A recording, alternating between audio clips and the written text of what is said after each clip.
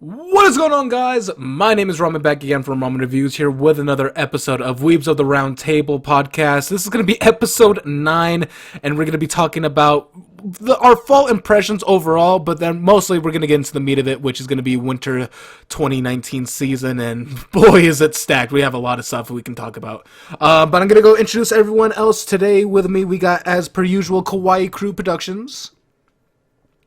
Productions? I added that to make you sound awesome.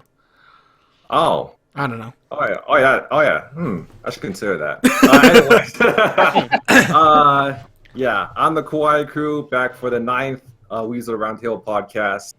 And yeah, I do reactions and shit. Yeah. And I'll pass it off to Oliver. Hello, I'm Oliver from the Australian side of reactions. I can't see them so far. I'll now pass it over to the traitor in our group, Memory. Whoa. Oh. What's going on, guys? Memory here. They call me Shiro of the Round Table from Log Horizon. Nice. I do reactions, and yeah, that's about it. Most striked reactor of all time, too. Yes. Don't forget. I'm starting to get there. I'm starting. It's not something I want, though. At least you didn't get your whole channel terminated. That's true. I did twice. No, me. Well, like every single channel. Oh, yeah. It sucks. But yeah, that's me. I'm gonna pass off to Ryu now. Hey, what's up, guys? This is Ryuseishun here, and I'm doing I have an anime reaction channel for myself as well.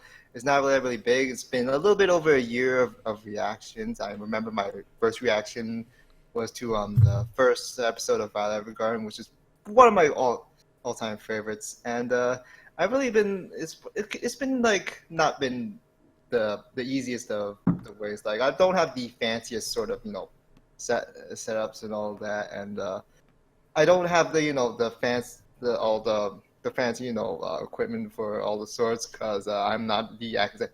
I'm a poor dude basically, but I'm doing whatever I can. I mean, I try to slowly get there, and but I really do try to get everything within the within schedule at all times. Although movies are a thing, because movies can take so long to freaking release on Blu-ray, and that should do about it. Nice. I actually didn't know that your very first reaction was Violet Evergarden. Damn. Oh, it was, and I actually dropped the what was it that one I want to know what love is one you should show me thing. I actually gotta drop that just for the lulz, but. Mine was High School DxD. Technically, my And very I first take a reaction. lot of pride in that. Hey, yeah, definitely. But no, I think my very first reaction, which you will never see because I can't put it up on YouTube, is actually ReZero episode 22, 21, something like that. It's, yeah, I actually just randomly started reacting to it, and then I didn't know at the time that you can't add sound, you can't add really video. Right. Yeah, so it just immediately got taken down. So it's still on my computer. It just no one can see it. My very first reaction was Assassination Classroom Season 2, the final episode, back in 2016. That was your first? Jeez. Yeah. Well, That's a great. Mine was the last couple of episodes of Grisai. Oh, nice. Oh yeah, I remember that. The last couple of episodes of Grisai. Which I will eventually be finishing. But yeah, okay. So I know we have a lot to talk about for winter season, and honestly, there's a lot. But what were your guys' favorite shows of fall 2018, and like what stood out to you? What was anything that really stood out to you guys when you guys were watching anything, just whether it be on your own time or something you guys were reacting to? Zombieland Saga. Zombieland, yes. I'm watching it now. Not too big of a fan of the CG, if am to be honest. But that's the clever thing, though. It's actually meant to be sending up the CGI. That's the point. I think it's meant to be parroting. yeah, because I mean, it doesn't look good for sure. But that's the point. Again, yeah. that's the point. I mean, honestly, honestly, the main part of it is also you're not. It's mostly getting to learn the characters, and I'm really bad at remembering the names, but I think the biker delinquent girl is the best girl. We can also talk about our like other sides, like one particularly bad show about from fall of 2018 that we want to add. Conception. Yeah, or something like that, but for each and every one. Like I believe we talked about Conception back in the Yeah, we last did. We actually podcast. did, and it actually went down in score from the last time I think we talked about it, Woo! which doesn't surprise me. let me give this a check. I don't know. I liked Zombieland Saga at the beginning, but I like as it went along, I fell off of it. I Like, could see that. I still finished it, but Okay. like for me, I like the series a lot more when they were like doing like the different genres of music. Because I'm not a big fan of idol girl shows to begin with, so when they like kind of stuck to the like what almost every other idol girl show does, that's where I really just Drew like the it was just line. okay for me. Yeah, Yeah. I mean, it makes Well, sense. on the bright side, I'm just glad that it seems like they are aiming for a second series, so I'm glad about that. I think I think they already got greenlit. I mean, honestly, it Has makes it? sense. I think it makes sense because, I mean, idol kind of things like in on a Japan are hangout. huge. Yeah, it's not really a Zombieland Saga surprise was it's like, sold. yeah. Like it's like selling really good, and it like won #1 on the Nico poll or whatever for Anime of the Year. Which Oh yeah, throws like me top off. 10 2018 anime from Japan or for Japan. Yep. Yeah. And the freaking So freaking yeah. Goblin Slayer was 2, which that was a surprise. Yeah, I in know Japan, it they was love really they popular love in the the West. idol girl shows. They love the idol girl shows, love the isekai, goblin and fantasy show type shows. Usually, but there are some obviously other There ones. was a lot of people that dropped Golden Slayer after the first episode. In fact, I reckon there was people who dropped the show while they were watching it. Probably. But, like, if you, all those people out there who are listening to this podcast who only watched the first episode of Golden Slayer, seriously, do yourself a favor and actually watch a bit more of it. I don't care if you only get to the 3rd episode, but just get past the first episode. It actually gets better. One thing I want to talk about that a lot of people are bringing up is a lot of people are comparing Goblin Slayer to the first episode of Goblin Slayer to the first episode of Shield Hero. I'll talk about that There's more. nothing alike. No, I'll nothing explain. alike. I'll explain why. It's more of controversy. Oh yeah, because both are like riddled with controversy. That's why it's not like, and I'm not talking about in terms of like direction or tone. I'm talking about controversy in general. But I'll talk about that Yeah. more when we actually bring into that. Yeah, we'll just continue on with the fall season. So go ahead, Smiley. The other one that I think we should definitely talk about is Bunny Girl Senpai, very quickly. For sure. Of the year, am I right? Oh, am I right? I am right. You Without obviously know I'm right. best couple, without a doubt. Best couple. I haven't even finished the show now. So yeah, she's Best great. couple, yeah. She's I would say, she's yeah. definitely great. Definitely best couple. And would you consider May to be waifu of the season though? Of the year. I don't know. Violet's pretty damn waifu material. I would say agree with Mai's that. up there. Mai I would is say Mai's definitely up there. Mine's definitely up there. Yeah, mine's definitely up there. I would agree. I would agree. And you- I would agree with Violet being up like #1. But And you from the Mai's same up there, show. too. From the same show, I would also say the other one from Bunny Girl Senpai that is definitely waifu material in my eyes, anyway. Futaba. Taba Rio, definitely Oh, I was right. waifu material. Oh yeah. She's I'd say she's second best. Everyone likes her. Like it seems like the general consensus about her is she would easily be best waifu if it wasn't for Mai. Yeah, honestly. Oh, yeah. and I But wish I Mai could've is seen- just that much better. I think And the thing Shoko will about- be. I think Shoko will be #2 after the movie though. Oh yeah, Depends because on how they- it's I gonna just, be I just have a building up. feeling. I just have a feeling like she'll be behind Mai for me after the movie because we've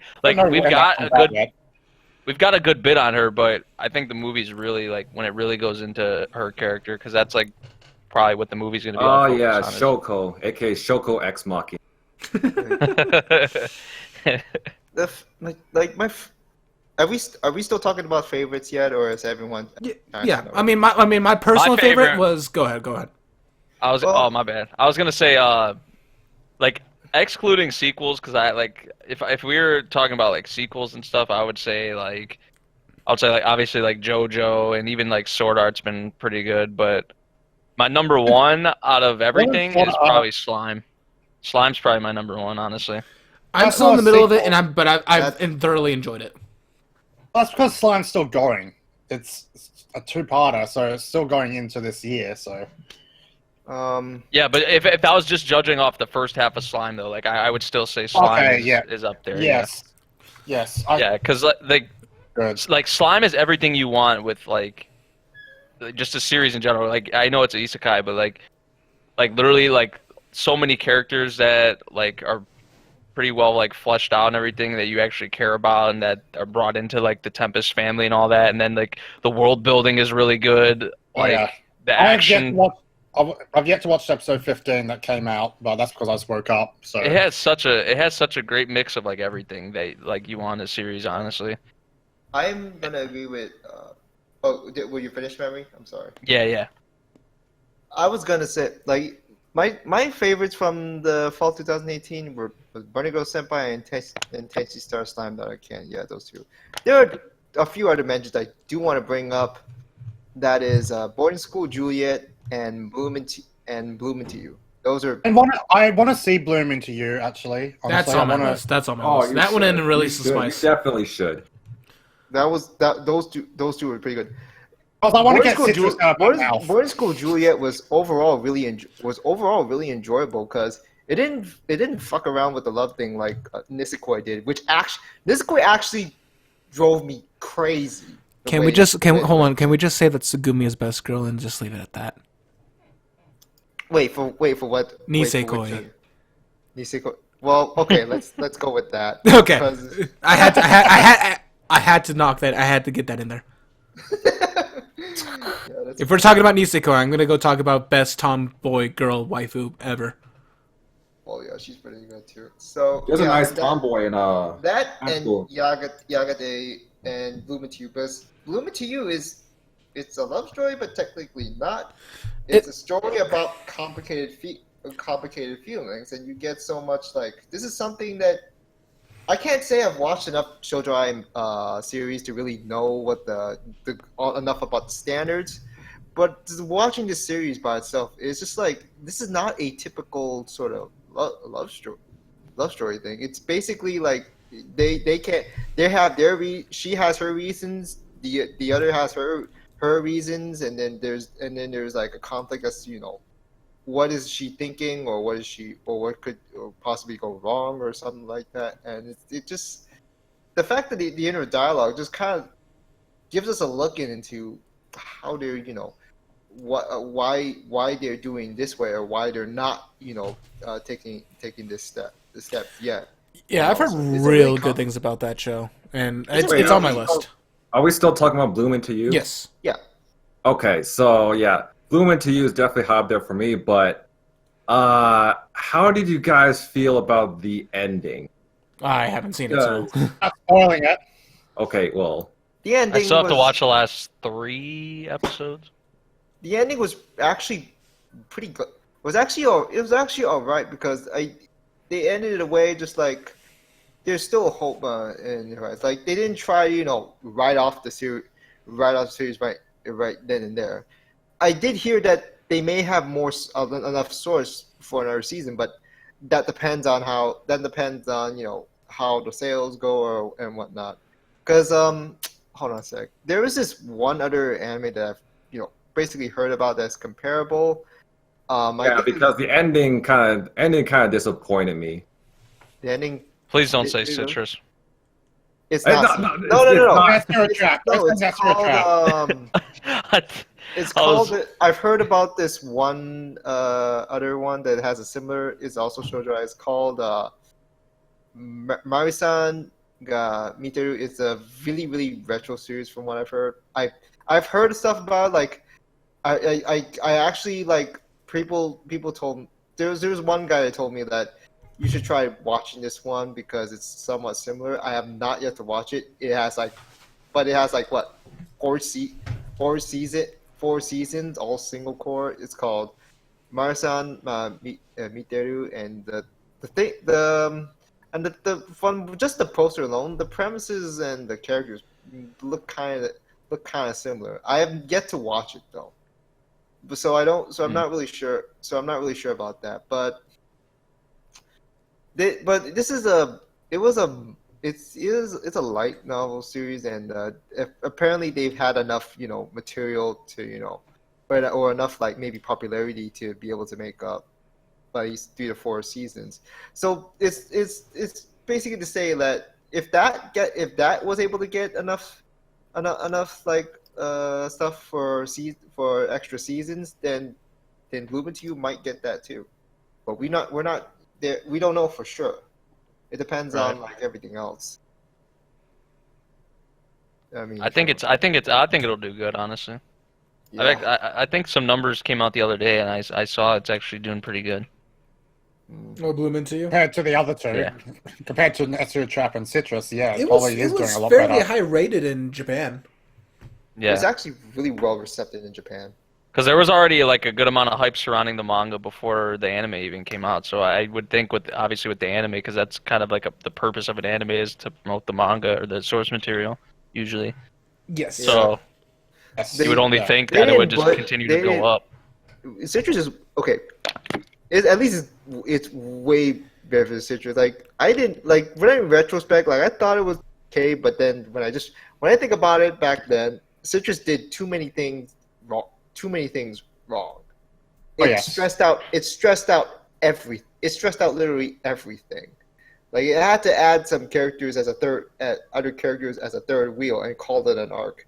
And it's just like when I look back at it, it was really unnecessary. It was really tiresome, really repetitive. It didn't really advance the story that much until you get to the part when it's trying to get with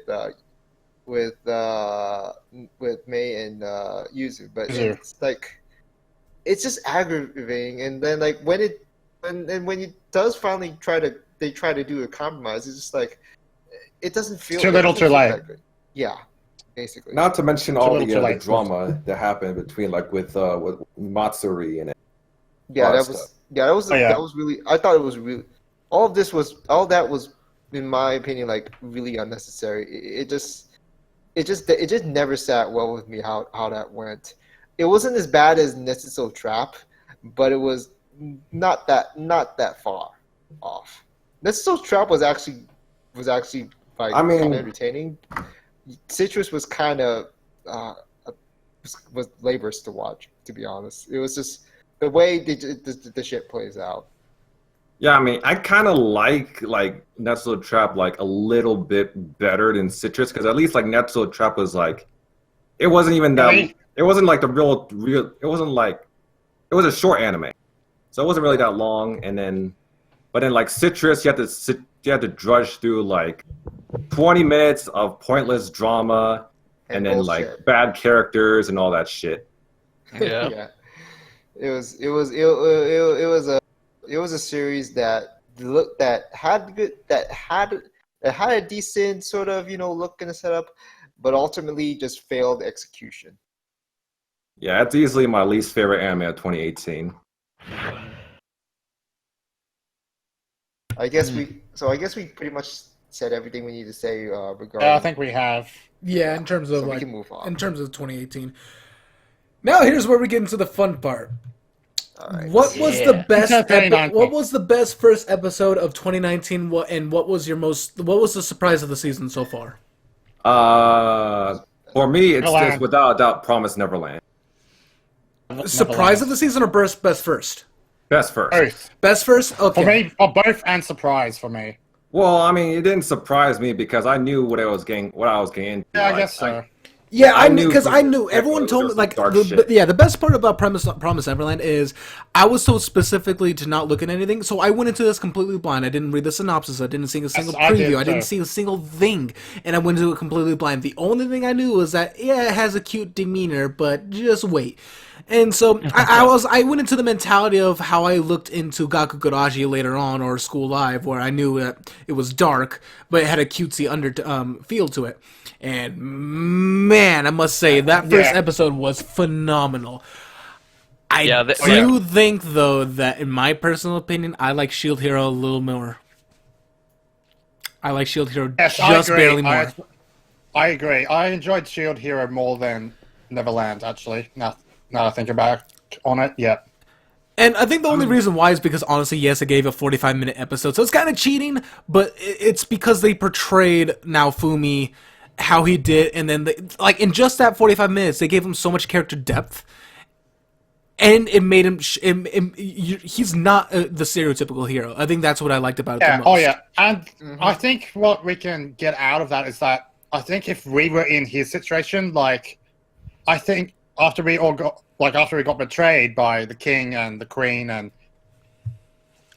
the companion chick, that girl, I think I would have personally done was gone, no, fuck you, I'm going to become, if you want to make me act like the villain, I'm going to go full villain.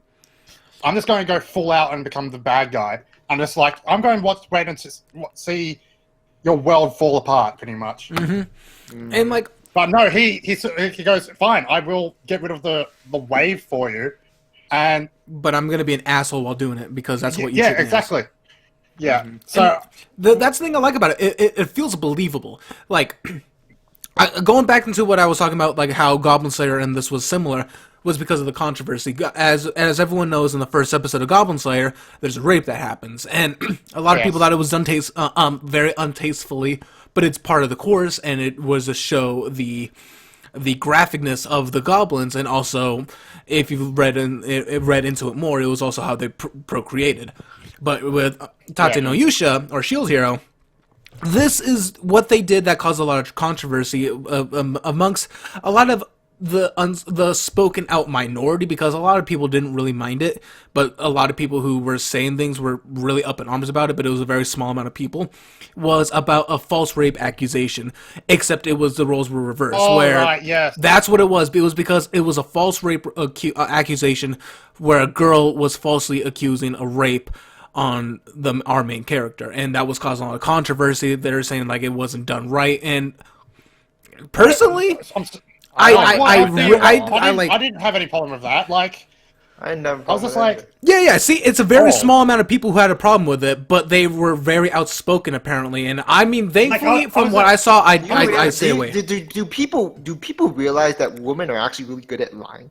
Like seriously, that's the whole point. That was the whole point of that scene. That's the whole point of that scene. And I actually like that because here's the thing, like, false rape accusations, that's like something that's never, like, or if not really, very rarely portrayed in any sort of medium, especially even anime. Though, and stuff like that actually does happen in real life to Jews who you hear about that all the time. They usually use it as like a comedy trope for it. Yeah, they usually use it as a comedy trope if they do it at all in like an anime. They're like, "Oh no, he touched me," and they're like, "Oh, you pervert, get him!" No, no, this one is it's a very this is serious. Like actually serious. Yeah, this is a serious accusation. That's like with these football players, or not even football players, but like basketball players in you college. Hear about this like college basketball players and football coming out of college, and these girls like say, "Oh, this person raped me," and like these some of these kids images get ruined or a little bit tarnished before they even go pro or anything like that. So it's some cases, okay, actually there is evidence that this happened, but for a lot of the cases they don't have any evidence, and even if it comes out and it's okay, this person was actually innocent, didn't do anything, there's still those people are going to be it's a stigma there.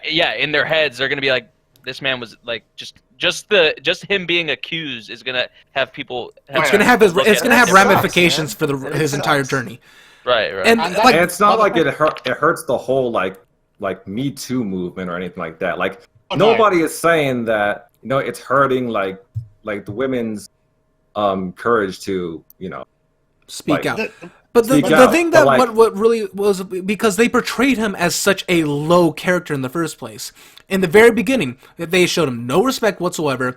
He was like, "Oh yeah, we got the shield, the spear here, we got the sword here, we got the bow here," and this guy didn't even mention him. No, and so from the very beginning, the show. This is what I liked about the first episode so much. From the very beginning, they showed us that the main character, who was supposed to be a hero of legend, one of the top 4.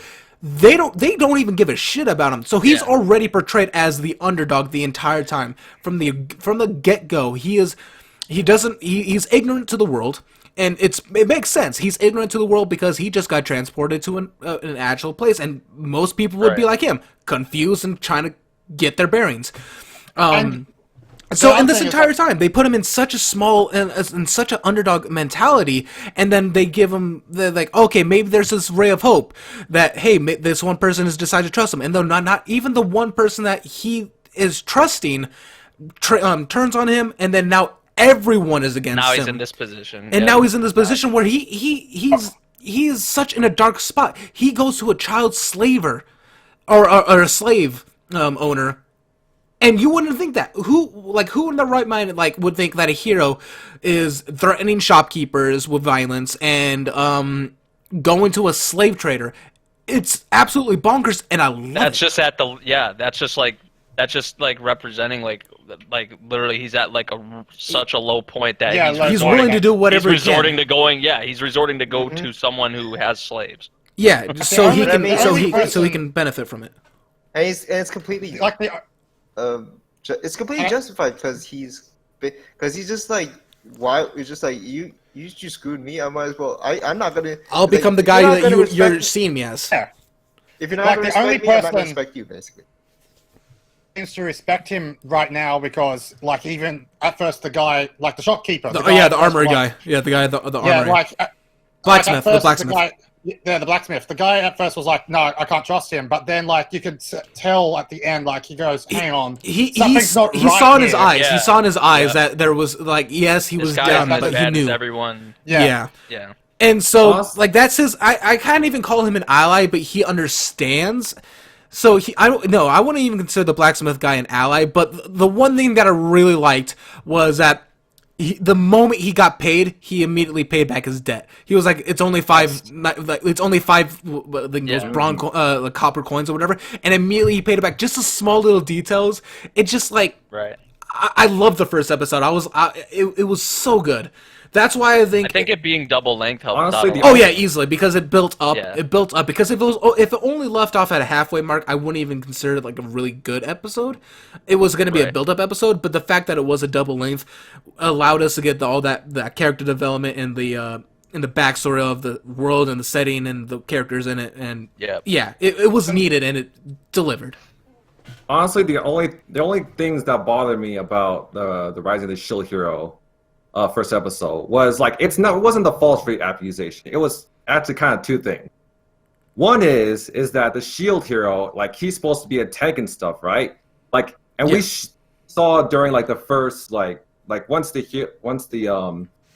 heroes were like summoned to the new world, like it was revealed that they played some like MMO RPGs, right? They were all gamers. They were all gamers. They're all gamers. Yeah, but Shield Hero is a tank. Like, how do they not know the importance of a tank? Why that does raise some questions, but it makes it seem like they're also from a mindset of, they can also be the mindset of, as a gamer, they're like, oh yeah, he's just there. But they don't because they're so focused on themselves, they don't realize that, hey, the guy who's been supporting us and keeping us alive, that's allowing us to pop off. And that's what I'm hoping will be their downfall. Like, we actually see the Shield hero, like in the title says, rise, and he becomes stronger than them, and everyone goes around and goes, oh fuck, we fucked up completely with this. As someone who mains a support position in League of Legends, I know exactly how it feels to be like, you just popped off, you just killed the entire team. I'm like, yeah, and I healed you, and I debuffed this one guy, and I caught this other guy so he couldn't attack. Yeah, good job, AD carry. That's how it is. So like, that's kind of how I can think their mentality is. We're like, oh yeah, he's there, I guess he's helping, but we're the ones doing it. They never get the love or the shine usually. And yet without them, they wouldn't be able to shine. So I think that's what that I could see is their mentality as the gamer, because I can see it as a support player. I think that's really interesting though with Shield Hero. And another thing that bothered me was that why were the other three heroes so like fast to go on the princess's side? Because like Wait, Like, the princess? why- None of them defended him at all. Like they just Yeah, like assumed- why would they? Oh, okay, why okay, would they that's not what you meant. take his- Okay. Why would they not take it? Like, why would they not listen to his side Because of the story? remember, like even from the very beginning, they're like, "Oh, this guy's ignorant," and this guy, like they already kind of had this stigma against him. I think that's why. And then I think, I mean, honestly, we from the first episode, the girl and the spear hero was kind of in cahoots. So Yeah, that's why I'm thinking like those three heroes, they have to be in cahoots with the girl. I think They have to be no, I plotting know for something. sure the spear hero, and I think the bow and the sword hero automatically just took his side, and they're like, oh, he's against him too. Then he obviously is probably wrong too, because the spear hero seemed the most overly confident in with himself. I felt like. Spear hero yet. I've got him age 21. So I'm trying to remember who the other blonde guy is. The bow hero. Oh, here he is. Bow hero, yeah. Because he's the one that surprised me the most. Because out of all of them, I felt like he was the one that would have sided with the shield hero more. For some reason, I got that vibe from him. I mean, but then, like immediately, I don't know. like I would understand if like the shield hero if he showed signs of like being like a pervert or something, then yeah, I would kind of understand them taking the princess's side, but he didn't do that. Yeah, he didn't do anything. I think this could all. I mean, some people could look into it, and I could see why it might be a stretch. But this could also be a take on the whole false narration that's going on in today's society, where if a guy says that they didn't rape someone and a girl says that he did, who is everyone gonna mostly side on? The girl, like 99% of the time. And very rarely you'll have that one person and be like, well, where's the proof? No, because humans are creatures of emotion, and you hear something horrible happen to someone, and you're like, oh my god, how could this happen? So I think that's why they're taken into account, because I think their emotions are clouding their judgment. And they, like I said, they already had like, this. They were just summoned there. Yeah. So like and they don't know anything about him. him. They only knew him for like one day. Yeah. I think. Right. All they knew is that they're heroes of legend or whatever. They don't really they were just summoned there. So they're obviously gonna take the word. They're gonna take the word of the princess, other than like these guys who just got summoned here, regardless if they're. Was she actually a heroes princess, or or was she just a random mercenary that they picked? I don't think she was a she was a princess. random- I actually read it on the wiki and they said she was a princess. Oh, okay. Yeah, because I That's don't an remember anime them saying podcast. that specifically in the anime. Oh. I don't know. But By the way, before we move on to another show, did anyone when like at the scene in which he like gets thrown out, the camera cuts? Well, I'm going to call it the camera, but the camera cuts to up on the balcony, and we see this other. I think it was another chick yes, looking down on the situation. I want to know who that is. I'm pretty sure they're going to expand upon that. Yeah. Yeah, because it looked like I think that's like I'm guessing that was one of like because I think it was like another mercenary, just wasn't one of the ones that were handpicked. That's what my guess is. I don't know. I'm just speculating on that point. I actually want to go back to talking about the Promised Neverland. Go for it. Yeah, All right. that's fine. Go for it. Yeah, the whole reason why I like that first episode so much is because like in a span of like 23 minutes, they I like counted. It's only 22 minutes. okay, The well, it's episode is a span of 22 long. minutes. Like they did a really good job at like building up the world, like setting up the Oh, yeah. characters, even building the tension as well, like during that one scene. And then like even after that scene where like you really just show like Emma's emotion and her distraught. And then like even at the end where you see like the two kids saying, we're gonna break out of this shit. Like the way that's set up in a span of 20 minutes, I thought was just done so well. Yeah, the one thing that I definitely want to like commend was the entire time around after the halfway mark, you could just get this air of creepiness, and the way they animated certain things, like it was a very weird style. I mean, it's Cloverworks, but like they would have these weird jump cuts where like whoever was speaking, they would have a really close up to their face speaking, and then it would immediately cut. It was like less than like 2 frames where they would cut to I their saw face, that. and then it was just it gave this air of like unease almost, because it's a very odd animation technique that they used, and I thought it was done brilliantly, and then it kept on culminating more and more until we got to the scene where the big reveal happened, and it was done fantastically, I think. And a lot of people who read the manga were saying this is done even better because they were able to capture it with the ambient noise and the lighting and the animation style, and I was like, yeah. And from what I saw, I read the first 4 chapters. They nailed it. Yeah, I heard it. It was a fantastic. They nailed it perfectly. Just the music, like especially the music. Like the music was just like. So what was so, that? Like, that I was like, what was that God Sauce when he was playing when Emma was just like contemplating like after they were back at the house and just like what was gonna happen to us? We could like. Oh yeah, the use of the music, like the tone that they like. The tone they like established was like perfect. It was like a great mix of everything, like especially like towards the beginning and then like the shift. Like Ramen was talking like for the second half of the episode. Like it was like they did like a really good job with it. For me though, like I know you guys said like you guys were saying it was probably like your favorite first episode or like number one surprise. Like for me, like having like. Because what happened with me is I was gonna do streams or like read-throughs for it, and I did my first stream, read the first 4 chapters, and then I got a strike on that stream. I know.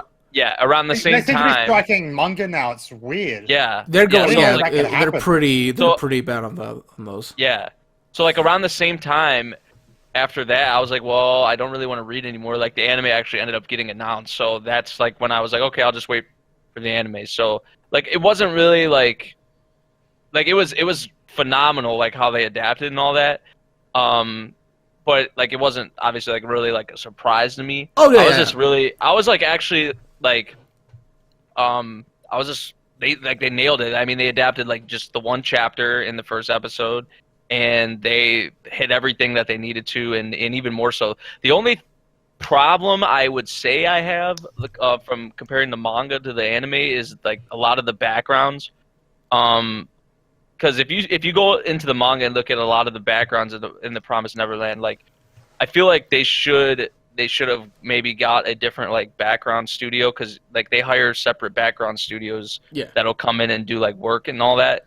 And the background studio on Promised Neverland is actually like for a lot of like the Sakuga community and all that, like they consider them one of like the worst like background studios. So it's like kind of unfortunate that like I guess a lot of the backgrounds aren't going to get probably like as much attention. As much attention or like kind of how they deserve to be shown. But that's like just kind of like nitpicking, I guess. But hey, that's a minor little thing. I can easily say I didn't really. I didn't even pay attention to the backgrounds at all. About that. Yeah, one thing like, if you're just comparing it though, like if you go to the manga, like obviously, like in a lot of cases, it's hard to get the manga and like everything about it, like in animated, like you're not gonna get it like 1-to-1 usually, but like there is a kind of a big difference, but it is something that not really a lot of people will like talk about or pay attention to really, but that's like a little problem. Like it's not even, besides that, everything else was phenomenal. Yeah, I wouldn't say it was surprised this season though, because I knew coming into it that it was going to be a dark show. So it was like I knew that there was going to be a twist.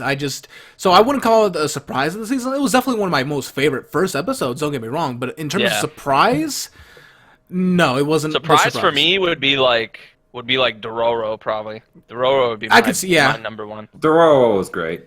Yeah, like I'm say. not watching it. I will. I'll watch it on my own time. It's crazy because Dororo came out in like for the first time in like the 60s. It's a Tezuka work. Shit, really? Yeah, so it's like really old. It actually has like a really old anime as well that's like 50 years old. Oh, Dan, you're right. 1967. Yeah, it's a Tezuka work. So Tezuka is a legend. Like literally, like they call him literally the godfather of anime. So jeez. Damn. Yeah, but it's It's really good so far, man. I was actually really surprised. Like from the previews, I was like, okay, this definitely looks like something I would enjoy. But like it's kind of blown me away because they are apparently, I haven't read the manga, but they are changing some things like a little bit here and there. And a lot of people who've read the manga are saying it's actually been for the better. Oh, interesting. So yeah, when anime like companies can do that, that's like That's a testament. You know, that was something. Yeah, that was yeah, definitely. And that was the thing with like My Hero Academia, Oh yeah. like the studio just took it to like new heights that the manga, like, you know, and you don't really hear that a lot because, you know, usually people say, oh, the manga's better, the source material, read the source material. And lately You know? they've been like, okay, no, Yeah. we're gonna step up, and they've been doing that. Yeah, like I'd say, Right. say like 3 years ago, even just early about 3 years ago, people would be like, still say, oh no, there's no way you're ever gonna beat the original medium. But lately they've been going off on things. Yeah. So Dororo would be my biggest surprise, honestly. A lot of people as well, because I honestly it passed underneath Yeah. my radar, but then people are like, oh my god, you should watch Yeah, it. if you guys haven't watched it, I would definitely say check it out. I watched it. It was great. Yeah. If it wasn't think for my that- my busy react schedule, I would have reacted to it. But I got 5 shows I'm watching right now, so it's Yeah. that with full time I think- work. I think I've the got biggest 12 surprise for shows. me. At the moment, sorry.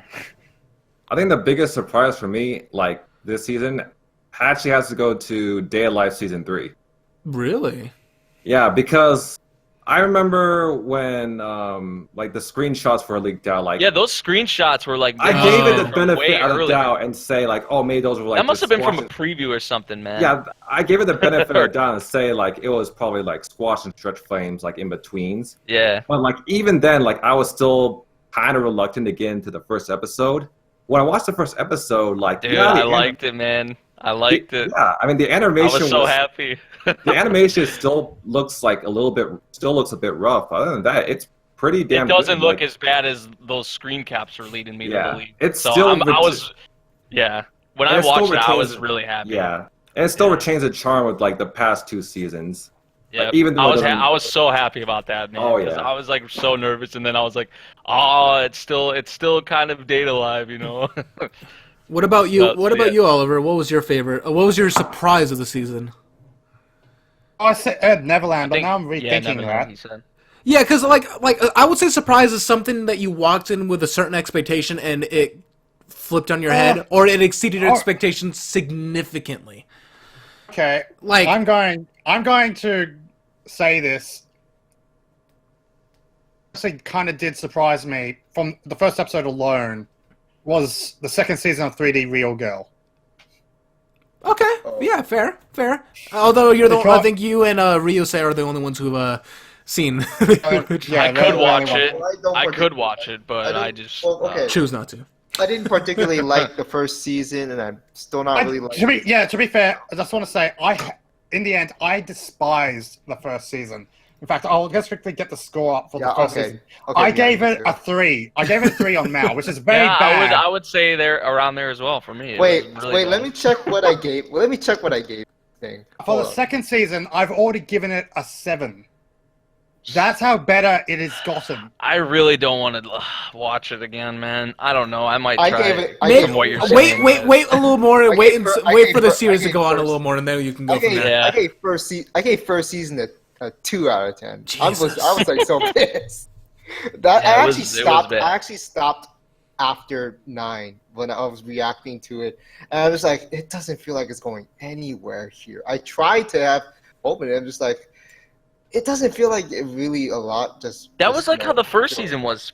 No, the first season. I remember I liked like the first episode or 2, and then like it just got like so like meh It just- for me. I didn't even know, like at the time I didn't really know where it's going, but I am checking the second season to see if it improves on this, if there's any improvement on the story. So from the first episode, of course I can't make that judgment. I mean, it has to depend on how it goes along from there. So that's all there is. Yeah.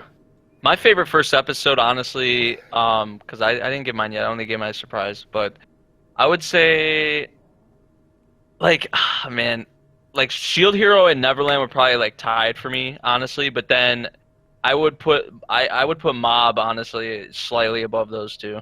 Oh, So yeah, it's I'm like- always- In terms of Mobs, favorite? Mobs is just Yeah, Mob is just Mob- Mob. It's always Like, see, really that's good. that's the thing for me. Like, I feel like it's not even fair to put Mob at the top because Mob's just like a given for me. So, Yeah. like, I don't know, It's one but of those where it's already so entertaining that you just Yeah. kind of really like it right from the get. Right. From the get-go. Yeah. One the one thing I want to definitely give credit to the season is because of how strong it is. Even though I was looking forward to this the most out of anything out of the season, Kakegurui episode 1 doesn't even hold a candle to everything else. And that's not saying the first episode was bad in any means whatsoever. Kakegurui's second season I thought was phenomenal, and it felt exactly like how the first season was, with its crazy antics. But it's just the first episodes of everything else was so damn good. Right. And like I said, Kakegurui, the first episode, I was like, this was a damn good, solid episode. It made me smile, made me freak out. I wonder if Kakeguru's like going to be following kind of the same formula that season 1 did. Like, you know how we were going through the student council and all that, and going through their members, like with this new, the new whatever they're the called, new student council. Here's the weird part though, because the new family or whatever, like. Yeah, in the I intro, wonder if we it's gonna got be to like see. an episodic thing. It might be, but here's the weird part. When I was looking at the intro, we had Kaede, who was, I believe, the treasurer from the first one, the guy with the glasses. He's in the intro, so he's going to be playing a part in here. That's why I'm like scratching my head. I'm trying to figure out maybe he's going to be her ally. I don't know. Yeah. There's a lot of stuff that could happen. What's weird is Kakeguru left off originally at the end of season 1. I was going to bring that up. They did an anime original. And, so maybe and now I think they're following the manga again, I heard. They've gone, you know what, we're not going to follow up on our original idea, we're just going to follow the manga from now on. So, I don't know, maybe they're just going to remove that from continuity. We'll see. That's why they had to leave. That's why they had to leave off the manga on a original note, because they needed to allow for more of the source material to come out. So I've heard they're following the source material for season 2, but I don't know. Maybe at some point it'll be original again. I don't know. I don't really know what their plans are. We'll see what happens. I mean, honestly, from what I saw, I mean, I've never read the original manga, not yet. I want to wait. Yeah. But I mean, the anime ended fine. They left it open-ended, and then they wrapped it up. But then it tied into what's going on right now. So to me, it seems like it's a fairly seamless flow into things. Doesn't really seem anything too odd to me. They said that she did say that she was closing the student council, and she did. But then she immediately reinstated a new one. She just dissolved it and then brought in a new with all new characters. Dude, when it's an entire, it's literally an entire family against Yumiko. Yeah. When they were those characters were coming in the room, it was just one name after another. I know. I'm like, who are you people? I'm just gonna be like, all right, you're the one in the wheelchair. You're the one who's crazy and has 2 eye colors. You're the one with a mask. Yeah. There was 8 or 9 new characters. I'm like, wait, what? Yeah. So I'm not gonna remember these names. I think they're gonna be most of them's gonna be a villain of the episode kind of deal. Like the villain of the week. That's kind of what I'm gonna feel. But there's gonna be for example, the girl in the wheelchair might seem like a little bit more of a mastermind because she was she had a little moment at the end, or they might, who knows, might just throw into the next villain of the week. We'll see what happens. You'll probably just follow the same formula. Which I mean, I'm perfectly fine with because I love the first season. I mean, yeah. I would be fine with that as well. But my surprise of this season had to be Kaguya-sama because I did not think it was going to be adapted that well. It was so good, and I think honestly, the only reason why I enjoyed it as much as I did was simply because I am a manga reader. I know I'm the only one in this group that is a manga reader, but it just seeing the scenes. I read manga. You've read the manga? But I do read manga. No, but of Kaguya. Oh, he was saying for Kaguya. Yeah, for Kaguya. Oh, okay. Yeah. But I think that's the reason why I liked it so much, because I was watching it and I was like, I know exactly the scene, I know exactly how it's gonna fold out, and it just seeing it animated in the adaptation that just made me that much more happy for it. I thought it was gonna be more watered down. The freaking intro blew me away. I thought it was gonna be some stereotypical little rom-com kind of theme, and I was perfectly I would have been content with it, but no, they decided to go funky, and I was perfectly happy with it. They hit me with a bass chord, and I was like, I'm in love. I had to look into that guy, and apparently he's referred to in Japan as the king of love songs. That's awesome. He really is. He really is. That's freaking awesome. After I heard that song, I was like, I gotta know this guy's name, and then literally the first line, it was his name and his age when he was born and all that, and then it was he is considered in Japan as the king of love songs. I'm like, Jeez. well, there you go. I wonder if that song was actually made for the anime, because Kaguya Love is War has been out for at least a couple years in terms of the manga. I don't know how old. Because I mean, the Love Is part War of the is song, yeah. It goes, love is war, love is Love war. is war. Yeah, so Love is that's war. what. But then I was looking at the name, and the name of the song isn't exactly "Love Is War." So I'm glad that they did an anime original for it. Yeah, like Kaguya-sama. Like, okay, here's the one thing that easily is going to make Kaguya-sama also stand out. This season is full of what I would call drama. It's full of drama and action. That is the main point of this entire season. There's a couple outliers here and there, but in terms of like everything that at the top one, Mob Psycho 100, action with a little bit of drama that I can think of. Shield Hero, very drama with some action mixed in. Promise Neverland, probably gonna same thing, super drama filled with action. Kakaguru is gonna be a mix. yeah, and Dororo looks like a drama. Date Alive, I believe it's an action. So everything is like that. And then we have Kaguya-sama, which is both romantic, but it's very heavy on comedy. Like, the comedy in the show is fantastic already, and I think that's going to make it stand out even more because it's going to be the anime for comedy. It won't be like lightheartedness because I think Yeah, there's not a lot of straight comedies out. not at all. Like, especially that's like funny. There is one other. There is going to be one other, and that's the quintessential quintuplets. See, I think that would be more of a lighthearted. That's going to be more of the slice of life one you're going to be watching. Yeah, that's more of your typical. Typical slice of life with some romance comedy in it. This one's going to be comedy purely comedy with a romance subcategory, I guess you could say. Because Gotoban no Hanayome or quintessential quintuplets, it's definitely going to be the slice of life with its moments of cuteness, and that's perfectly fine. And I'm not even going to go into domestic no Kanojo because I've read the manga and I stopped where I thought it should stop because I don't want to continue it anymore because it ended where I thought it should end, and I'm like, good, it's done. Nope, you're continuing to read on. I'm done. It's good right here. So I have no idea. Although granted, I have read the manga. I have seen the intro, haven't seen the series yet, so The I don't know. opening's so good. The man. opening is fantastic too. Yeah, man, she like poured her heart out for that opening, like for that song, man. Seriously, this is gonna be the season of openings. I feel like I highly doubt there's gonna be this many good openings. I would say there's easily like 8 solid openings between all these shows. And Which like is funny solid. because like there weren't a lot of good openings in the fall season or anything, and then here it comes the winter season. All like, Hold my beer. Yeah. oh yeah, we just saved all the best OPs for the winter season. Oh man, I mean, honestly, looking at like next one's spring, we'll have One Punch Man, which is gonna be hype, of course, and I mean, Shingeki no Kyojin, Attack on Titan, they're always known for good stuff. But I mean, honestly, like looking at everything, there's gonna be maybe like 3. I'm guessing, in terms of like what I'm just expecting for the next season. I don't think anything's going to beat this many solid openings for a season in a long time. Not for this year unless we get more things announced. But man, yeah, winter 2019 is showing up to be a contender of, hey, you're gonna remember us, and we're gonna be known as the best season. And I think it's going to be in terms of how many high quality and top tier shows are going on so far. Yes. Yeah. But All right, so I guess it's my turn. Yeah. This one is tough for best one. It's either a mix between Shield Hero and Promised Neverland. Surprise is obviously Dororo. I wasn't really sure, like, because it is the same.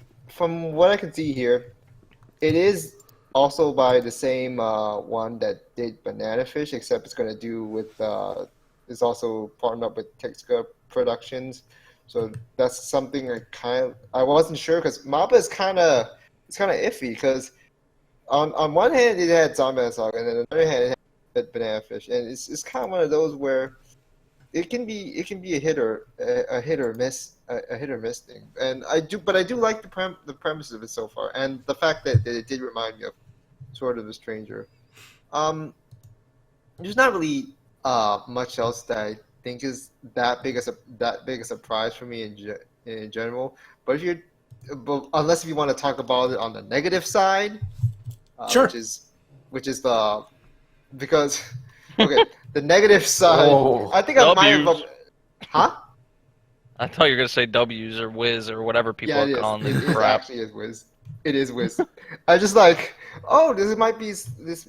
I think it's gonna be terrible, but I might as well try. And I find out it's a freaking Handshakers Advent or Handshakers. That was all of us. We were like, oh, we think it's gonna was be like, a are you- new I was like, series from No, Gohan's, everyone and was then blowing up. Like even Stone Cold was also blowing up about it too. I was like, where the He fuck blows is our up about Pacers? everything. I love that guy though. Like he's the man.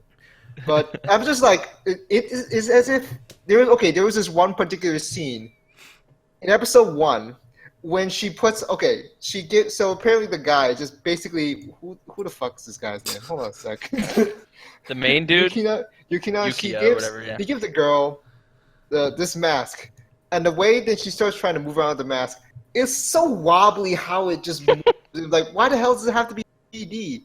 Like, couldn't you just? Why does the mask have to be 3D? Dude, Why they were does it- sitting there listening to that one song for like 10 minutes. It felt like 10 feet. This is literally just them. you just hear the same song being looped in your headphones for like 10 minutes. I'm like, when is this going to end? I'm like, it's not bad, but it's just like, is it gonna end? Like, it's not really trying to set a good mood there. And then all of a sudden, they're just pulled into this, this sort of like the ziggurat, whatever. I think that's. Just like Handshakers. And all of a yeah. sudden, other people who are apparently somehow handshakers pop out of nowhere and challenge him because like, oh, you're taking up the space for the DJ. Like, what the hell's going on? Like, he's just trying to chill and do his DJing thing. Whatever. I don't know why he wants to do it in Ziggurat. Maybe it's because of he doesn't want to do it in public. I can understand that, but why would you suddenly challenge him out of nowhere? He just wants his fucking private space. Like, I swear to God. Did you watch episode 2? Yeah, I watched episode 2. And So apparently you saw the main girl from Handshakers like is the doctor for them. Yeah, and she. I don't know. I don't really know what to say. Is that I'm just wondering, how is she not able to go back to Ziggurat? There's not much explanations with that. Oh, it's Handshakers. It's that universe for you. So It's okay. There's a lot of. this all just tells us Gohan should just stick to K and not touch anything else. They actually do Sekudai Yaku. They actually do Sekudai Yakudomo, which was actually Gohan actually does Sekudai Yakudomo, which is Yeah, that's the- what the I anime said. should They totally don't do say that. Seitoka Yaku in Domo? Yeah. Yeah, Oh, that was I think that was I their actually first. I actually knew it was. I actually figured that out when I looked at the eye the eye character, the facial characteristics. You know how Yeah. the eyes are done. It's actually quite similar if you do a side by side comparison. And it kinda makes Interesting. sense, That's because one of some the of few the back- animes that made me And cry it kind of hard. makes sense because some of the background scenes in Sedokai are really beautiful. Yeah. Yeah. That was actually I think their first main their first big TV series they did. Yeah. And after that they went to like K, I think. Well, they did like Marduk back, Scramble, guys. but those are like movies. Yeah, it was- Interesting. that was very good. And But yeah, they should just stick to K. they stick to K And or Sedokai. stick to K or keep working on Sekudai Yaku. Like to see another installment of Sekudai Yakudomo. I think the OVA is still going on from what I'm hearing. Like the current OVA for that. They should go there or K, like for sure. Why stick to Handshakers? I don't know why in God's name they just okay, not referring to the God who they refer to in the Handshakers thing, but literally why would they go? What's the point of it? Like, is it actually if it's actually well received? No, in Japan, it's not. I heard it did terrible in Japan. That's why it's like mind blowing. and So yet it they're was still probably and yet they're planned still from the milking beginning. and yet they're still milking it. Like, what the hell? Like, Yeah, that at kawaii least- said at it could have been least- planned from the beginning. Like, at least name it Handshakers 2 or ever. Don't call it Wise. Don't ever do that to them. Ever. It's like it Yeah, just- because they knew nobody would have at least tried it out if they All just according to promoted Keikaku. it. all according to Keikaku. You know what? Quite that's actually accurate. They probably did this shit on purpose because it's just like, oh, this is a new series, and nope, it's a sequel. And you're gonna because there's gonna be Handshakers too, and you're not gonna get the K that rightly deserves a sequel. Like I swear, I mean, It's like Granted, they did just have those K movies, but it's not really a sequel. It's not a sequel Yeah. at all. It's, I think one movie is set like after the events of season 2, but it's not like. I actually am trying to find. I think all of them are out now. Oh, okay. So I'll try to check them out. Like hopefully I don't. Hopefully like Yeah. everything is hopefully everything is subbed by now. But they it they is. really should stick to K. We've been bamboozled by this so the thing is, it's that bad, but I'm just like, you know what? I just want to see how bad it can get. Like just for experiment, because like for the sake of the curiosity, for the sake of seeing like how bad a show can go, and for the fact I blame my own curiosity at the same time over my own like sense of suffering. Or that I might as well just try to see how bad can it get. That's the spirit. There you go. All right, so I guess we pretty much covered all of that. So what else to talk? So talking about what will potentially overtake the entire season as the best or something, or a storm, whatever it may be. I guess that's what we're gonna I talk about. honestly don't. Okay, I mean, outside of Mob Psycho 100, because that's going to be top, regardless because of the popularity. I think the top two outside of Mob Psycho has to be Shield Hero and Promised Neverland. I don't think anything can top it. Those two in particular. Yeah, I can only see it go up from here. Yeah, It would I take agree a with that. lot for it to go downhill. I don't see anything topping it. Like I feel like at the end of the season, I'll still be saying Mob, Rising of the Shield Hero, and Promised Neverland for like my top 3. And I think Dororo, honestly. if it continues with its path of what people are saying, it'll probably be right underneath of those two. Yeah, Dororo has a lot of potential. I would even say Kaguya-sama. I think Kaguya-sama. Kaguya-sama, I think Kaguya-sama can be a higher up because, like I said, it is the comedy of the season, and people will pick it up. I think Kakegurui will stay exactly where it is, like right in the middle of the pack, because I think it's going to do exactly what it's going to do. Like if it follows the first season, it's still going to be great, but it's not going to be higher up. I mean, they could throw us for a loop and go higher, but I highly doubt it. I think it's just going to be as is, which I'm perfectly fine with. Don't get me wrong. Yeah, and it's in a shitty position because of Netflix and everything. So,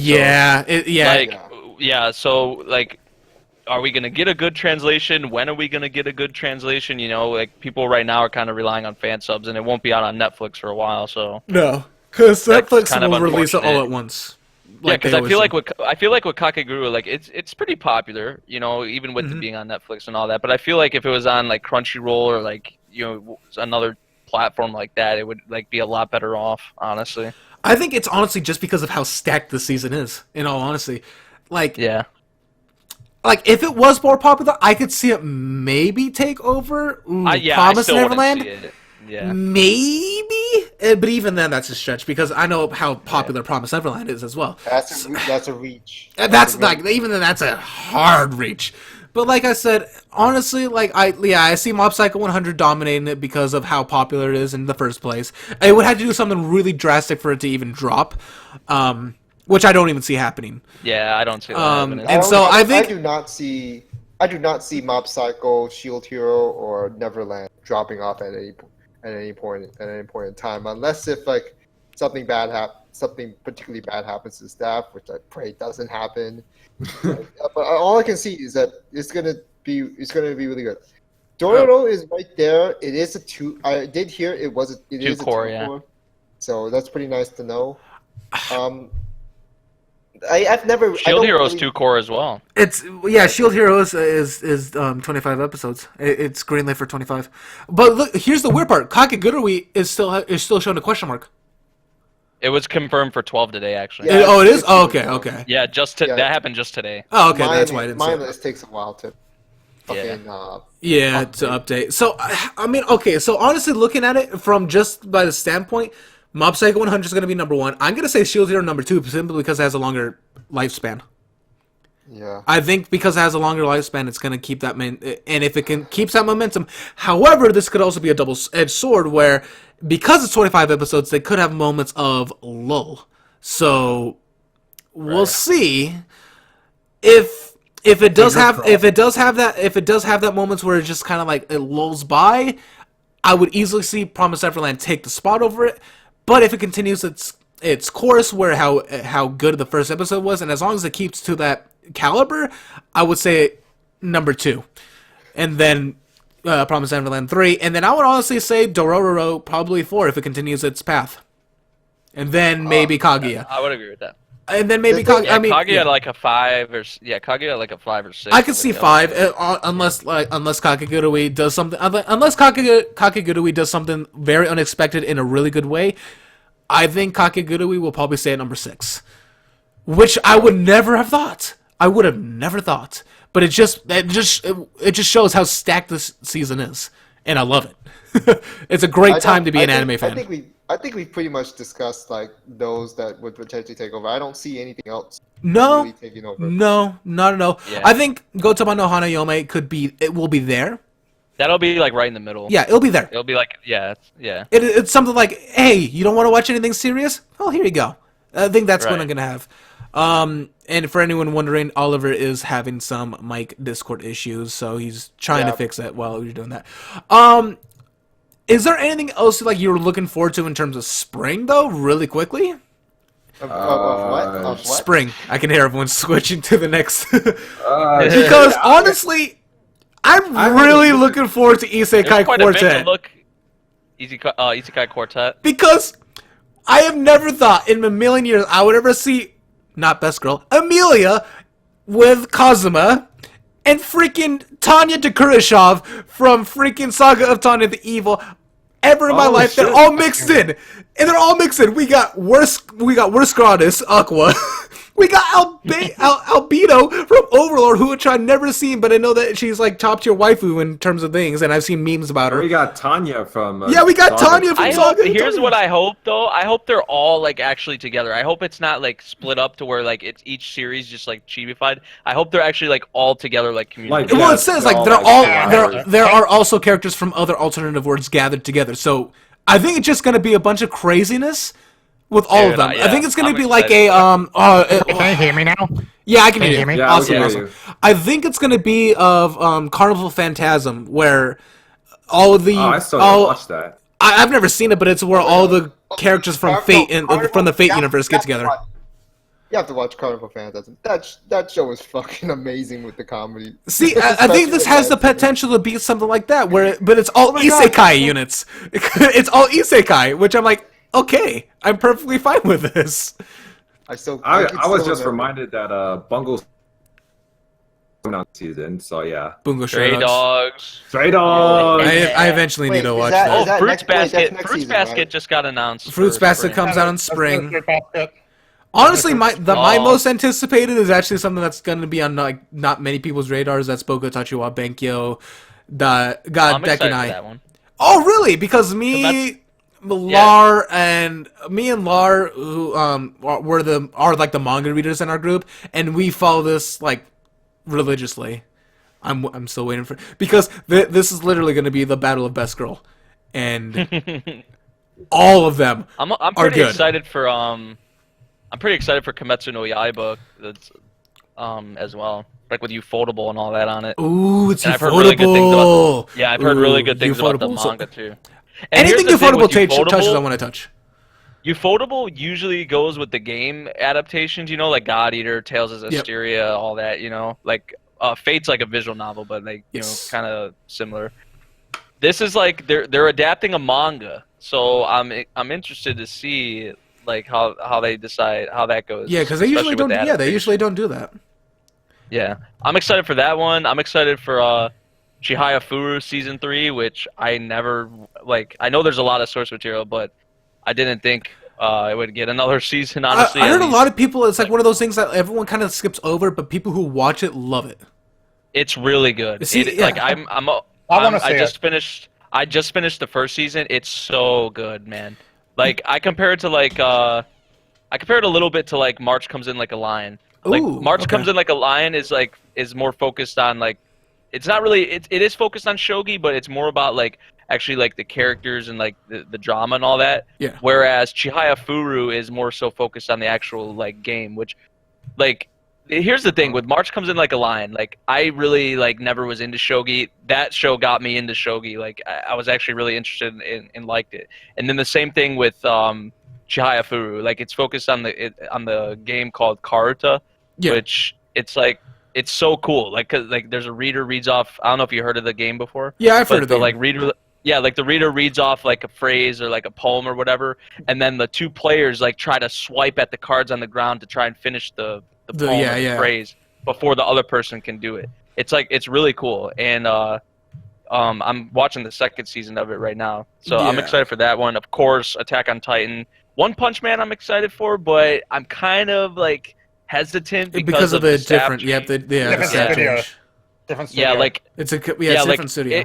Granted, it's gonna be here in like what 3 months, but the preview we had there was nothing animated. Yeah. So it was just very small things. Which, in comparison, One Punch Man season 1 had a preview like with animated stuff in it, like months and months and months, before it even came out. So that's just for like comparison. So one thing that I'm looking at right now, I don't see Kyoto Animation doing anything this year. I don't see anything on them. They might have something for summer or something then, maybe? I don't know. I went through both spring, summer, and now I'm looking at the later dates. I don't see anything that they're title holding. Maybe it hasn't been announced yet? Possibly. Yeah, probably working on Violet Evergarden movie. Although, now that I'm looking at it, there's going to be a Ghost in the Shell ONA? Huh. Oh, yeah, it's going to be like CGI. It's going to be full CG. But it's Production IG, so I'm willing to give it a pass. Because it's Production IG. There's gonna be a second season of Inferno Cop. Are you kidding me? That's actually kind of awesome. Spring's looking kind of stacked now that I really look at it. Spring's pretty stacked. We got One Punch Man, which I'm going to watch regardless. Isekai Quartet. I'm not even close to caught up on One Punch Man in all honesty. I need to watch Bungo Stray Dogs and then Chihaya Fuya. Carol and Tuesday is by. Carol and Tuesday by Bones. I mean, Bones originals are usually like freaking really good. So, it's actually by the director of Bebop.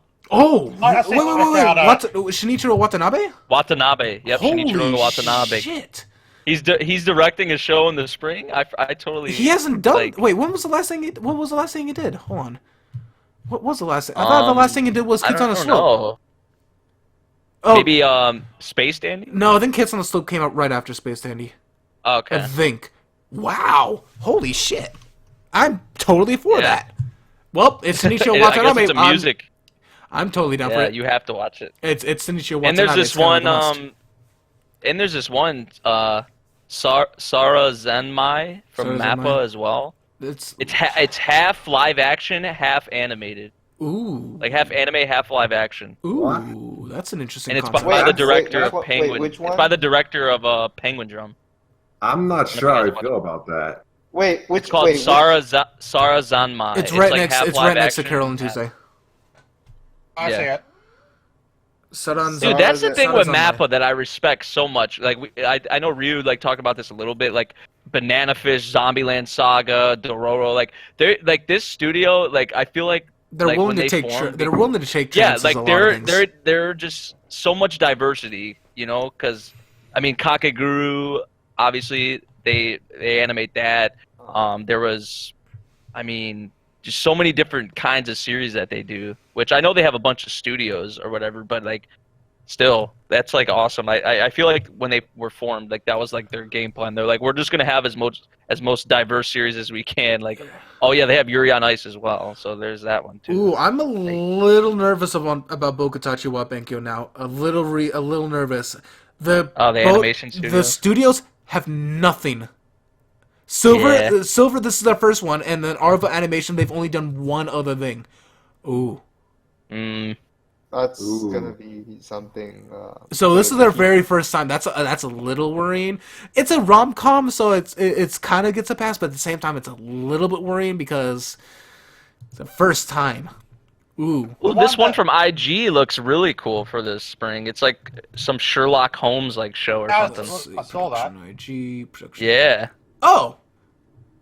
It's an original, but the main character's name is Sherlock Holmes, and there's John H. Watson, Nice. Michelle Belmont. Okay, so That's it's pretty another cool. it's another anime version of the film of the book series. Wait, Awesome, I'm wait, perfectly wait, fine what with you that. think? Well, it's an Oh, is it- original, so it's probably going to be a twist. It's got to be a twist This to should it. be interesting. Director of the first season of Oregairu. Ooh. That's kind of Ooh. interesting. So he'll know how to do the inner monologues. I feel like probably would be pretty good. Interesting. The one from the spring season I'm kind of looking forward to, even though I have not seen or read the original, is Fruits Basket.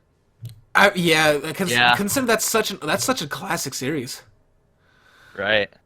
I do want to read the manga of that, but I just haven't got around to it yet. You know what I heard is the about the original Fruits Basket is like the author of like the manga or whatever like had this like thing against the director where the author was like, I never want you like touching my series ever again. Like Really? that's because it was like because Wait, it was who? adapted like so poorly that like the author like came out and said like this person like is never going to touch or work on my series again.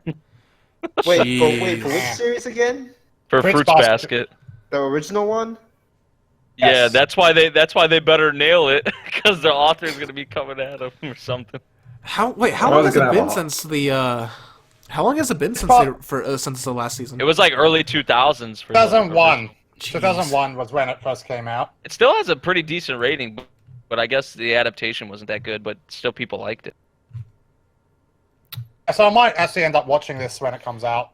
So wait, is this like a remake or like? No, it's a Yes, it's a continuation. It's a remake, yeah. Oh, it's No, a remake. No, it's a remake. It's a remake, yeah. basically- And they're Oh, shit. adapting the whole. They're adapting ba- the whole thing. It's basically a Brotherhood version. Okay, so I don't have to watch the early 2000s one. No, you don't. Okay. Yeah, they're adapting the whole manga just- apparently. Just think of it as the Brotherhood version of it. Just saying. Fruits Basket Brotherhood, pretty much, yeah. Oh, there's a lot to look forward to, man. Oh, yeah. So 19's lit so far. Yeah. And then later in the year, these are the shows that have some of the shows that have not been like have a release date yet. Scheduled yet. We still have Boku no Hero Academy's 4th season. Yeah. We still have. I thought they got the second I thought they got season announced for of, fall. Like it was Yeah, almost it's fall. basically guaranteed to fall. there is Yeah, that's just on the later tab on Mal because they don't have like There the is a- fall. Oh yeah, okay, yeah, you're right. there's the there's the 2-hour accelerator one. There's the 2-hour Railgun three, Season 3. there's, I need to finish there's catching Your up with that. Camp And the Set- there's Your accelerator. Camp Madoka Magical? And the accelerator. Madoka Oh, Magical wait, got oh, it. shit. No, it's not a sequel. I know, It's a spin-off. I know. That Exactly. pisses me off because Oh, I need man. another. I'm still waiting for the next movie to come out because the movie ended off on such a cliffhanger. I can't wait There's for a- Vinland Saga, man. I think it's good. I think the purpose of Studio what? the spin-off is to give it some time, like It's to been see- so to see how it long. works out while they still try to do the production for the next show sequel, whether it be another TV series or another movie, depending on how it goes. Well, okay, so we all are fans of the ecchi, and because we're all on the later one, this non the Koko ni Sensei ga, or the original the English name, which is a manga that I'm reading, because of research purposes, is Why Are You Here, Sensei? I do not know how they're going to censor this at all. I really don't know how they're going to do wait, this because what's the name? Okay, What's okay, the I what's the think- name of it again? Why Are You Here, Sensei? Is the English. Oh yeah, some What's guy the who Japanese commented my version? video actually introduced me to that. I mean, if you Is it are very erotic? yes, like oh no, And it's with I'm the gonna teacher, right? Ers. Or is it a there's chick? probably- There's multiple teachers, but there's multiple main characters at the same time. Like So I'm imagining uncensored tits and borderline hentai. yes, Oh boy. yes, like they're straight up like boy. I'm reaching down here in her panties, but I think it's something else. Why is this squishy? And she's like, "Oh, don't touch." It's ridiculous. It's great. But Oh, it's, so- it's probably gonna be a short, and it's gonna be like those Man. ones we get that are like. Oh no! Don't remind me of that, man. It's probably gonna be like those ones like where It's that like- dude it's falls like through those the freaking roof. No, hey, Memory, I've tried 2 of those and I just dropped them midway. I was like, It's probably gonna be like that. man. honestly. I have Probably no gonna idea, go but as I well. am gonna. It didn't make no I'm sense. I'm It's gonna probably be gonna be doing like one of research those, purposes like- on this show. One of those borderline hentai shows that are only like 8 minutes long. Like, what was it the one with the bald priest? And then I think that was Yeah, the yeah, that's the Oh, one I was yeah. talking about. Yeah, that Yeah. the bald priest one, and then there's the one You where mean the guy Saitama like when he retired? the guy falls through his like ceiling, like the falls through the floor or whatever, and then ends up like his face in a girl's crotch. Like 10 out of 10, best anime. What? Another- I don't know but- which one. Another show that that's going to be coming out it's actually a really popular manga that I haven't read yet is it's called Fire Force or Enin no Oh yeah, I heard about that one. Shobotai. Yeah, I've heard oh, I'm really excited for it's a that. Fire very Man. popular manga, so I'm actually surprised Yeah, it it's has a by lot of the, followers. But that's it's the also same by author David. as Soul Eater. Oh, that's Yeah. that's totally down my alley then. But Yeah, it's if also you made just- by if you David just look- Production, who Oh, yeah, is the is guy it a behind sequel JoJo. or- No, it's a new series he has. If you just look at the Oh. character designs, it looks exactly like Soul Eater. You can just tell Oh, it's by okay. it's by him. I miss anyone- Soul Eater. is- I just wish is Soul Eater anyone- it was never a thing. We don't. Anyone else excited that they've actually finally? We knew it was going to happen, but they've finally announced a second season for Tataki-san. Oh, Yeah. Takagi-san. Oh, Takagi. Yeah. I was like, Yeah. Tatagi. Tatami? Josuno Tatami Mats? I'm just- Tanoshi-san? I still need to read the teasing forum master Takagi-san, the manga. Oh. You don't really need to do that. Where it's like, You don't really need to do that actually. If there's a second season coming, there's no problem for it. There's no reason. but I want to see how they grow up and shit. Like, I want to see Takagi as a MILF. Okay, well, not just that. Hello, please? Crew, This guy right did here. you know there's a spin-off? Did you know there's a spin-off? Yes. Where they have a kid. That's what I'm Yes. talking about. Teasing forum master Takagi. Oh, okay. Yeah, I want to see them married and shit. Read that then. I mean, if we're, Okay, I know. I would, if we're gonna see girls being bullies and tease on our main character who's meek, I'd rather see Nagatoro. Oh yeah, I think that's getting anime adaptation. It never got greenlit, and if it does, I'm gonna cry. I tell you something that's been greenlit. The Nekopara anime. Oh yeah, that's getting an anime, like a 12-episode anime. Yeah, I didn't think that was actually gonna be a thing, and it does. And this this shows that They lost hentai. We lost memory. Oh, he's typing. I think Remember- he might have to dip, Okay. but we'll see what he says. But no, I'm honestly surprised that we're getting freaky Nekopara. Anime is- I didn't think that. I thought we were just gonna get an OVA and that was it. But apparently no. We're actually gonna get that for a TV series of that. Oh my gosh, man! I actually saw the OVA. I saw the OVA for that, and it was mildly entertaining. Not gonna lie, but it's just I got surprised that it was actually gonna get a full-on series. So it's gonna be interesting with that. There's actually this one anime, it was one anime that was like announced. I saw it on Reddit, but I didn't see it. Like, I wish I could link you guys a video, but Do you remember what it was about? Yeah, It's about girls in tights. girls in time. Wait, Like it's literally in the name. Like, Oh like, yes, I saw a thing of that. I think that comes out next season. Girls and Does it come out next season? I think so because I remember seeing that. girls on a panzer, or is it? Yes. Oh, here we go. Yeah. It's called Miru Tights. That's it. Tights. Oh, That's it. found it. Wait, when does it come out? Oh, Actually, school. 2019 sometime. Oh, It it's says in later. 29. It says 2019. That's about it. Yeah. Okay. Here's a teaser for it. oh, okay. Grand Blue I Fantasy don't, is I'm getting not, a I'm second. not really. Wow. The thing is, I'm not trying to look at the later schedule because it's not like you just like not sure what to anticipate. Okay. Oh, so that's actually wait. So Truce is actually the name of this. hold on. I mean, I want to know what the entire plot synopsis of that is, besides, just, hey, they're in tights. I thought you'd be automatically on that shit because of thighs. I mean, I am, but I just want to. Yeah. I want some substance. I don't want to like if it's just mindless, like just straight up, just hey tights. I mean, I can just look that up in different searches.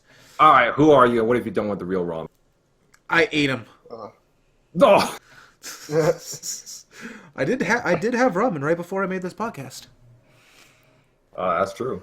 and it was delicious. But is there anything else you guys wanted to bring up before we probably wrap this up? I know Memory had to leave to go pick up his sis.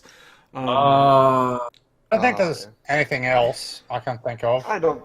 Well, we were gonna talk about the. I was hoping to talk about. Is there anything like from the stuff that's just like a little bit off? Like it's from Winter 19. Like the lesser anime is just like there was one particular series that just like what the hell is this? What It's called Ueno-san na Bukio. It's on is Twitter? it from this? How clumsy you are, Miss Ueno. It's hold on. Oh yeah, I know what you're talking about. I was just first episode. I'm just like, Wait, what was it called again? Because I've not even seen it. I'm not seeing it here either. It's It's next to it's under Minaria Friends, and it's next to Spec Ops, Magical Girl Spec Ops. Oh, so it's a little higher up. Hold on. There it is. Oh, is in love with the concept. Is in love with the concept of falling in love. Huh. You know what? The first freaking episode. Okay, 2 episodes in. First freaking episode is literally. I hate saying this out loud. I want you to drink my pee. Sorry, could you say that a little bit louder? I couldn't hear you. Can you yell it really loud? Can you just reach it into your mic and just say it, please? Also, make a video on it too. Make it on a loop. No. I'm not gonna go that far. I'm not even gonna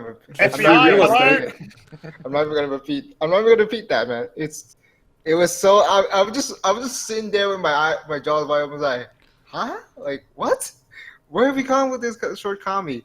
And the second episode didn't really miss a beat. Like it's just. The next one is just basically having the guy Tanaka, totally not Tanaka from Tanaka is the lazy, the other one, the full the full episode of the Tanaka-kun something. I forgot the name of it. He wants him to hit her and see how hard it like. I don't know what the reason. I don't know specifically what her reason was. What is this show then? What the heck is this? But apparently, before that, she had previously took off the panties, which she had the. What ensued before this was just they basically oh, this must be sniffing bad. Like, oh, I want you to sniff this. How bad it smells? And it's like, oh, it's nothing. It was just weird. It was just weird. I don't know if Kwai saw the second episode, but it was just. I didn't even watch the show. It was just. So I'm the only one who saw that. Great. Yeah. I'm only watching so 5 shows this season so far. That's why it's so awkward to just try to describe how ridiculous this is. It just didn't. It just like. But it's like it's this short. You just might as well just get some hilarious laughs in, but you're just like, what the hell are they trying to get at with? Because it's just like it's totally ridiculous, and I don't know why it's just comedy romantic CNN. There should be a tag in of like warning inappropriate jokes or something like very PG or something. But I don't know. I'd hope not, because inappropriate jokes are exactly that, jokes. It's not like you're showing actual inappropriate content, like Goblin Slayer. Exactly. Oh, okay. Hey, Ryu, have you watched the? Are you caught up with Index? Index. Yeah, I have, but I am kind of losing. Like, I'm gonna say this, even though I know it's gonna go on recording. I'm actually at that point because of how weird the pace is that I'm actually starting to lose a lot of Interest? motivation to keep the Oh yeah. reaction to it because there's some other better stuff on Fridays that I'm finding out that I Oh can yeah, true. react to, and that the fact that how bad the pacing of Index is right now, like it's still in Tuaru, which I really enjoyed the first two seasons, but third season is just perplexing in the way they're just trying to rush through everything. It doesn't have the same sort of feel to it. Which also makes me worry about when Railgun does get announced when it's going to have a starting date. I don't want JC Staff like screwing this up. To be fair, JC Staff has their hands full with a lot of stuff. Oh Which is yeah. just like it's just trying way too much, and it also makes me worried because JC Staff is actually going to be be the studio that's going to be doing One Punch Man season 2, and I worry about that because I saw the PV for it. It's not all that bad. It's just that they just kind of the King just doesn't look as good as he used to be from season 1. Just saying, like Yeah. the Is characters he don't going to be look- like a major player, like in the second season? I'm not. I don't know for sure. I'm not really much of a manga reader. I tend to look at adaptations as their own thing, and even Yeah. then, it's kind of helpful, to look at the manga thing. From one thing to another, I don't try to judge too much when it comes to fidelity to a source. It depends on because I may have not said this before in other podcasts, but I consider adaptations their own thing, their own works, even though they do have a source material. Yeah. Because I don't think a series really should really try to be downplayed or get benefits from where you go and from when you do comparison with the manga or light novel and then the anime and then play the game of spot the difference because there's no point in it because you're just gonna know at point that the adaptation is going to be different anyway. I mean, So why yes even and no. bother? It also depends. Like, for a good example of this would be Full Metal Alchemist, because there's Well, the yeah, original true, and then true, there's there's Brotherhood, because there's two different ones. The Brotherhood follows the manga almost pretty damn good. But speaking of Full Metal Alchemist Brotherhood, I just saw Crunchyroll just put out that they're going to get a full Blu-ray release on it. In Oh, April. that's pretty. Oh, that's pretty nice. Pretty cool. It's a full But yeah, the Blu-ray whole- box release. Yeah. But yeah, the whole reason I brought up Index Season 3 in the first place because, like, the latest arc, like, I want to get your opinion on the latest arc, one where they're in Britain, in Great Britain and shit, because that's easily one of the worst arcs, in my opinion. I thought the Battle World arc was worse because they accelerated, man. Like, I how mean, did they butcher- At least the Battle Royale arc, like, it gave me something. It gave me something to care about. Like, you got that whole fight. Like, even though it was rushed. Like, we did get a really good fight with Accelerator, or a pretty decent fight with Accelerator, and all that stuff. And we did see the characters from Railgun S again. This arc, however, the Britain arc, there was nothing. Like the only good thing, to be honest, was Toma doing the on Thought Patrol again. Oh yeah, the punch where you fucking Toma doesn't give any fucks when it comes to yeah, when he sucked that when he sucked that girl if they the baddies, they get in the punch to the face if he can get the chance. It was mildly satisfying, but overall the arc was pretty poor, very poorly done. As the like 2 hours just started out, the 3 just started out. Oh, it's pretty. It looks okay, but the way they're just rushing through these arcs, I don't have really good confidence how it's gonna finish off. Like, yeah. I think they're trying to squeeze too much, and I think that was because they were not granted the way like that Sword Art Online is getting, that where they can be able to get 52 episodes. So I've heard that Sword Art Online is actually going to do maybe 24 to 26 episodes, give a stop right there, and then later on maybe I think in the next fall they're going to start it up again. I'm not too sure. They haven't released a lot of the details about that. I don't know if it's a full confirmation that they're going to split it up like that, but that's the thing I'm kind of getting. And for 2 hours to just get only 26 seasons. In retrospect, it Episodes. is understandable. So it's it. But at least it's not as bad as Tokyo. Tokyo Ghoul, I really We don't had talk about a Tokyo. lot of problems. We don't talk about that anymore. I actually did a fucking mild review on it, and I totally ripped on it. So I mean, so I would hard, too, I because, forget. like, honestly, if you're gonna, I mean, I've said this before in, like, I think, like, 2-3 other podcasts, but they ruined that franchise. Me personally. The only good thing from Re season 2 was the little joke that Toka did was like, "Are you a virgin?" and then like Kaneki just did the full spit take with the coffee and just like Well, I mean, that was they a fun, apparently that was had a really sex. but they butchered it. It's just nothing but still frames. Are you kidding me? Well, look, I mean, they're not gonna just show yeah, cool. No, they should have done that. And I would have. It would have been them. To show if they could at least give the show any justice, any any sense of redemption, they should have fully animated it.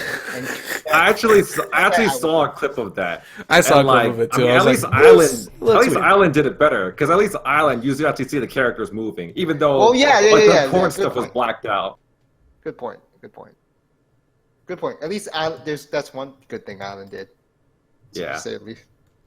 I mean, it's a fairly decent thing. Oh, quick little note. I know most people aren't going to agree with me, but Crunchyroll just put out the Konosuba dub, like a little trailer of it. I'm not mad. I am not mad. Oh my god. Well, I can't say that I don't really have much of an opinion on that because I don't really, find myself that, that much of incentive to watch dubs because I don't think I've tried to get used to it again with the dubs, but I really could. Like the only ones that was okay with me was like Yu-Gi-Oh! Abridged series and then Yu-Gi-Oh! Well, you can't compare an abridged series to You can't it. compare it to a bridge series. That's completely different. Yeah, you can't. You can't. Well, yeah, true, but then again, like it's just that it's not really something I get because for the most part, I mean, I know there's some exceptions. There's just like they don't have, in my opinion, like for the most part, the dubs for Japanese anime. It's just basically they don't have as much emotion as compared to the Japanese original voice actors. Like, I can agree with you, except for comedies. That's one of my biggest problems with dub. Yeah, that's. I will agree with Well, you, for comedy, with the though- exception of comedies, because they know how to do. I think English dubs know how to make a better adaptation when they do it into a dub, because most of the time they can translate it in. They can translate and usually make it better, in my opinion. For example, Prison School. If you ever seen the dub, it is so much better than the sub. I will fight anyone on that. Prison School's also- dub is hilarious. You also it's a enjoyed the comedy. dub of what was that show? Bebop. No. Well, Bebop has a great dub. Yeah. But I'm thinking of what was it? Hajime no Gal. Well, that's also a comedy. Yeah, that's comedy. Yeah, any comedy, most of the time I will prefer. Yeah, because in my opinion, at least the dubs may have a better sense of what kind of tone or accent to use when it comes to to reading certain lines. Baccano. Just in my opinion. Baccano would also be another one, and that's not a comedy at all in any sense. That's a very straight drama and sci-fi-ish kind of show. But The three dubs over my life that I enjoyed the most as a child, first off, was of course the first few seasons of Pokemon. yes, even though it was horribly racist in some parts, and it was hilarious. What? Yeah. Yeah, Oh, the original, especially Yu-Gi-Oh. Oh my god, so much racism, and I loved it. Definitely a lot of racism. The other one that from a child that I liked was Digimon. I had a Love feeling you're gonna say Digimon. Hold on. Speaking of things, I had to say I do miss some shows having an English opening because Rock the Dragon on Dragon Ball Z is one of the best intros of all time. Yes. Rock the Dragon. If anyone says like, I still personally think Rock the Dragon is the best Dragon Ball opening. Hell, even freaking High School Host Club had a great English opening. In my opinion. I know I'm probably going to get flack for this, and I don't care. Like the other dub, mind you, I haven't watched the sub of this at all. The dub I'm really enjoying at the moment is Fairy Tail. I've heard Fairy Tail's a fairly solid. I'm not gonna watch Fairy Tail in any aspect. Fair enough. But I'm just saying that I love the dub of Fairy Tail.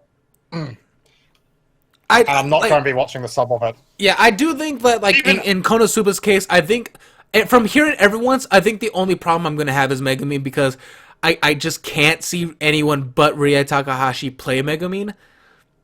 Well, yeah. But everyone else, like Aqua, the person who played, I think, Faye Mata, she did a fantastic job, and Christina V, who's playing Darkness, is nailing that role. And the guy who's playing Cosmo sounds like an asshole. I'm like, there you go. You kind of nailed the role. Yeah. Which is, I mean, it's honestly... Because in fact, the guy that's voicing Kaguya-sama has not done that much anime before. No. But the funny thing is, the guy who played Kazuma, the Japanese voice actor, didn't do much of anything before then in the first place too. So it's kind of like it's going on the same role. I mean, basically, as long as you can if you can hit the deliveries good and be an asshole, you kind of get this job. And you also, had to hit the right pitches, but like in terms of voice, like I couldn't do that. Imagine me having Cosmo voice. No. Aqua, you're useless.